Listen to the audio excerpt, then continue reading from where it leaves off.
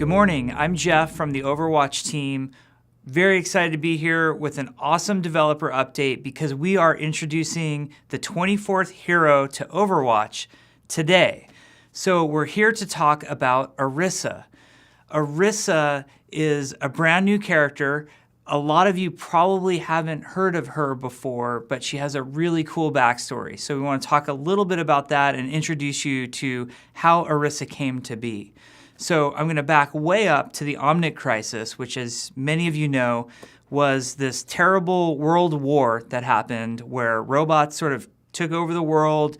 Humans fought back. Overwatch was a big part of that.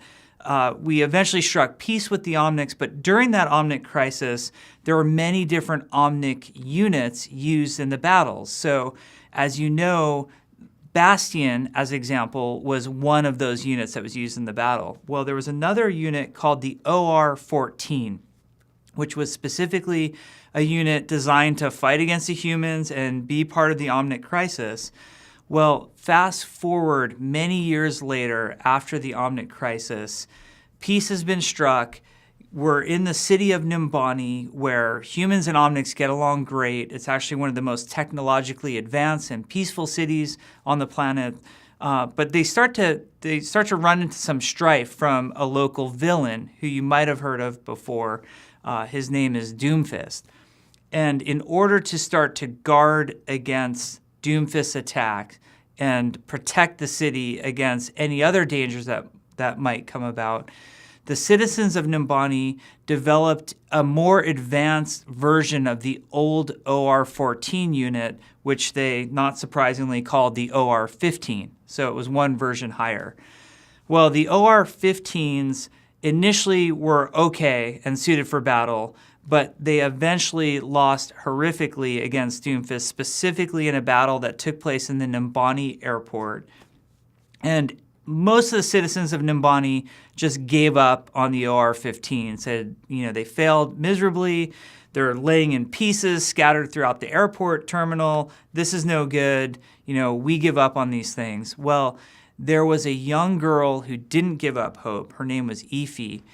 She was an extremely smart girl, excellent at science, robotics, mathematics, programming. She still had hope. She still believed in what these OR-15 units were supposed to do for her city. So she sort of, as a scrappy young girl, took the pieces back to her workshop, worked on this unit, and created the evolution to what the OR-14 and 15s were and named it Orisa. And she made a single heroic unit that wasn't supposed to be part of a huge battalion, but was supposed to be a specific individual hero, and named it Orisa. So Orisa, in terms of the timeline of Overwatch, is a brand new hero just on the scene. So we have yet to see what Orisa is really going to do. So that's part of what's very exciting. Most of our heroes have a big historical background. We've seen them succeed and fail in their past histories, where Orisa is new on the scene, and it is Ify who has created her, who is really encouraging her to become a new hero of the future. Now, let's talk about mechanically what Orisa does and what she brings to the game and why we designed Orisa the way we did. So let's talk about her abilities first. First of all, she's a tank. So she will be in the tank role. Her primary weapon is called the Fusion Driver. Think of it as a projectile-based machine gun. She moves a little bit more slowly when she's shooting it, but it has a good range to it. Probably more range than almost any of our tanks have on their weapons. Maybe Zarya's alternate fire goes, equally far. But she's got a good range on it, good rate of fire, really high sustain weapon with a large clip size. So that's the Fusion Driver. The alternate fire ability on the Fusion Driver is of extreme utility. So it sends out basically a pulse. Think of Zarya's Graviton charge, which is Zarya's ultimate, but it sends out a single pulse out from her. And then you can click your alternate fire again, and it will bring any affected targets within its radius for a very short period of time. So it's like a little mini graviton surge that she can do more often. And mostly she's using it for positioning or repositioning her targets. It also, briefly puts them in place. So if you have a teammate who's a Widowmaker or a Hanzo or even Orisa with her great range on her gun, can shoot towards that, and it really helps you line up some critical shots. That can happen. You can also pull people around corners with it. So that's a really fun ability that she has. She also has a tank ability called Fortify. And what Fortify does is it not only makes Orisa a little bit tougher, but it prevents Orisa from sustaining any sort of crowd control ability that might be used against her. So like the most obvious examples are maybe Pharah's Concussive Blast, which normally knocks people around, moves them out of position. If Orisa has Fortify on and she's going over that bridge in the Gardens of Lijiang Tower, you can't knock her off at that point. She's in place. Plus, she doesn't take as much damage as well. So Fortify is a very useful, very straightforward tank ability. Now, one of Orisa's most defining abilities is her Protective Barrier. The Protective Barrier is, think along the lines of Reinhardt's Barrier Shield or Winston's Barrier Bubble that he throws out. The Protective Barrier has quite a range to it. It's roughly the size and shape of about half of Winston's bubble, and it goes out anywhere where she targets it. So it could be in front of her, could be slightly off to the side.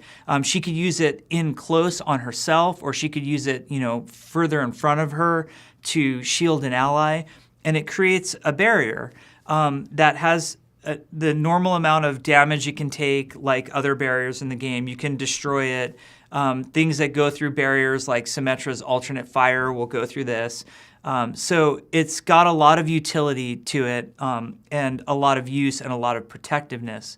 And lastly, there's her ultimate ability, which is her supercharger. So she wears this drum-like item on her back.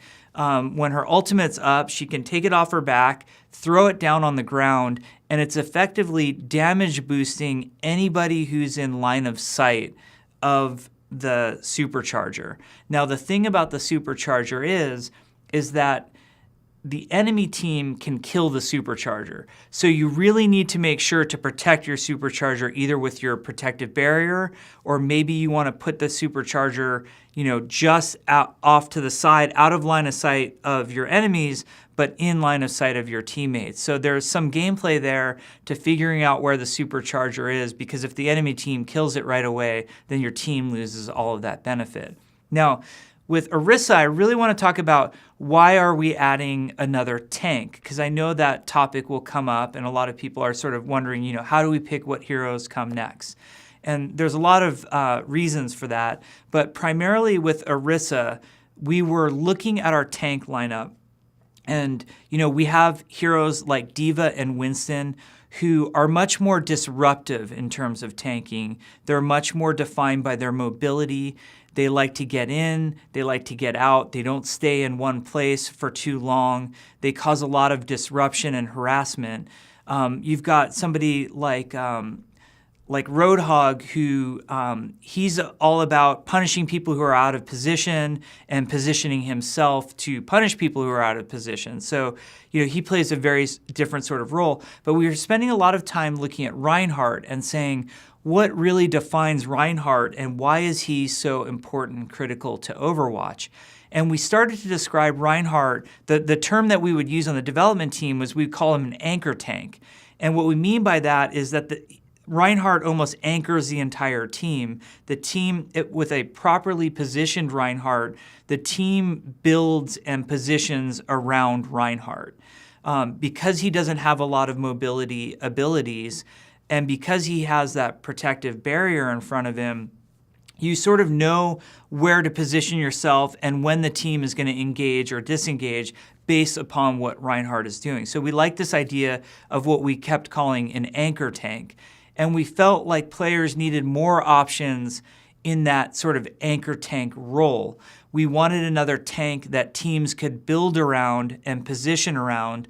And even though we think that tanks like Winston and Diva are really great in what they bring to the game, they're not necessarily bringing what Reinhardt was bringing. So we hope that in Orisa, there is now another option to a low mobility tank, but one that brings a high amount of protection in her protective barrier, where you kind of see her on the battlefield and go, oh, okay, we're approaching from this angle. I will get behind Orisa. I'll follow Orisa. She'll put the barrier up. We'll follow her in and we'll engage in that regard. So we know that there are concerns about barriers in the game. We've actually, we've been working on Bastion, retuning him to be more effective against barriers. We do have some very effective heroes against barriers right now. For example, Symmetra with her alternate fire goes directly through them. Obviously, Reinhardt's Fire Strike goes through barriers as well. Junkrat's grenades do tremendous damage to barriers and will melt them very quickly. And if barriers become too much of a thing, we're looking at those in terms of balance and how to adjust accordingly. Most of all, we just wanted to bring a new and exciting hero to Overwatch. Not only does she fill a role that we felt was very needed, not just a tank, but one of these anchor tanks that you really build a team around. We also felt like Orisa was visually challenging. We often hear that, when it comes to female characters, they tend to be more limited in their size and appearance, where the male characters get these really big and challenging visual designs that are very exciting, and we've heard a lot of desire to have a very visually challenging female character. So that was fun for us to explore as well. So we really wanted to bring that to Overwatch. And most of all, we wanted to bring a really cool hero with a lot of backstory that really rounded out our current cast. That is not only these old school heroes who took part in the old Overwatch and Talon and Omnic battles of the past, but really brought something new and gave us some new hope to look forward to what are the heroes of the future going to bring to Overwatch. So we're really looking forward to all the feedback we're going to get on Orisa. We're going to keep working on her until she's just right and just perfect. We hope you enjoy her, and thank you very much. We'll see you soon.